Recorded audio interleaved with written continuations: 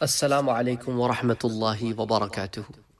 آج بات کرتے ہیں ان 4 انبیاء کی جو زندہ ہیں، ان کو وعدہ الہیہ آیا ہی نہیں۔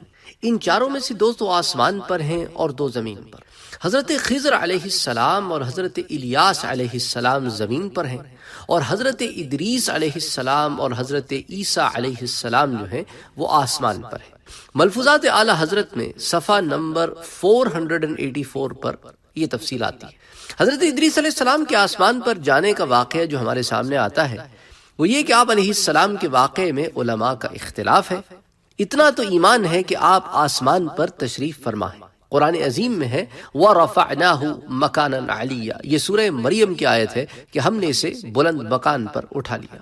بعض روایات میں یہ بھی ہے کہ بعد موت آپ آسمان پر تشریف لے گئے، جیسا کہ تفسیر بغوی میں آتا ہے سورہ مریم کے تحت۔ ایک روایت میں یہ ہے کہ ایک بار آپ دھوپ کی شدت میں تشریف لے جا رہے تھے، دوپہر کا وقت تھا، آپ کو سخت تکلیف ہوئی، خیال فرمایا کہ جو فرشتہ آفتاب پر ہے مقرر، اس کو کس قدر تکلیف ہوتی ہوگی۔ عرض کی کہ اے اللہ عز و جل اس فرشتے پر تخفیف یعنی آسانی فرما۔ فوراً دعا قبول ہوئی اور اس پر تخفیف ہو گئی۔ اس فرشتے نے عرض کیا یا اللہ مجھ پر تخفیف کس طرف سے آئی ہے؟ ارشاد ہوا میرے بندے ادریس نے تیری تخفیف کے واسطے دعا کی، میں نے اس کی دعا قبول کی۔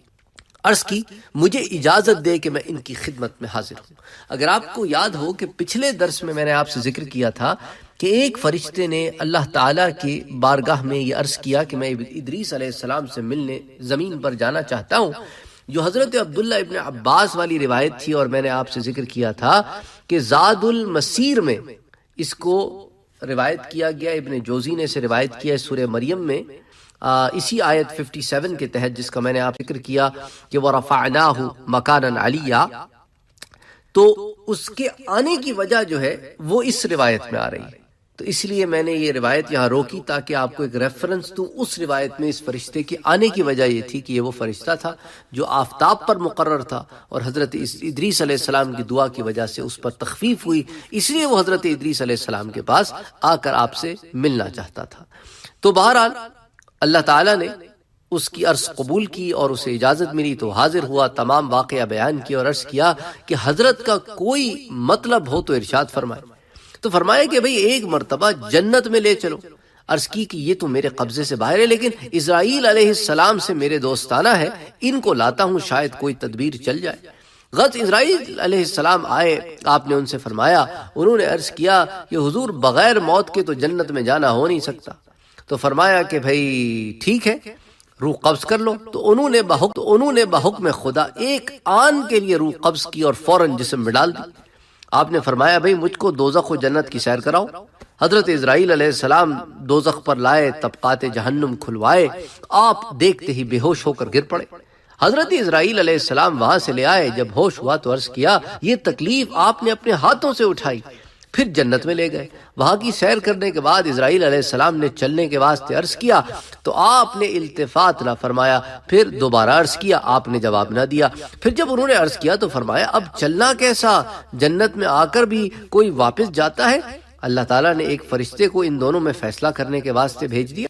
اس نے آ کر پہلے حضرت اسرائیل علیہ السلام سے سارا واقعہ سنا، پھر حضرت ادریس علیہ السلام سے مخاطب ہو کر کہنے لگا کہ آپ تشریف کیوں نہیں لے جاتے؟ تو ارشاد فرمایا کہ دیکھو اللہ تعالیٰ فرماتا ہے کہ کل نفس ذائقۃ الموت، کہ ہر جان کو موت چکھنی ہے۔ سورہ آل عمران بھی آیت ہے، قرآن کریم میں بھی موجود ہے۔ تو موت کا مزہ میں چکھ چکا ہوں۔ اور فرماتا ہے وَإِن مِّنكُمْ إِلَّا وَارِدُهَا، یہ سورہ مریم میں بھی آتی ہے۔ یہ حضرت ادریس علیہ السلام کا بھی ایک قول اس روایت میں، اور سورہ مریم کی بھی آیت ہے جس کا ترجمہ یہ ہے کہ تم میں سے ہر ایک جہنم کی سیر کرے گا، اور میں جہنم کی سیر بھی کرایا ہوں، موت کا مزہ بھی چکھ چکا ہوں۔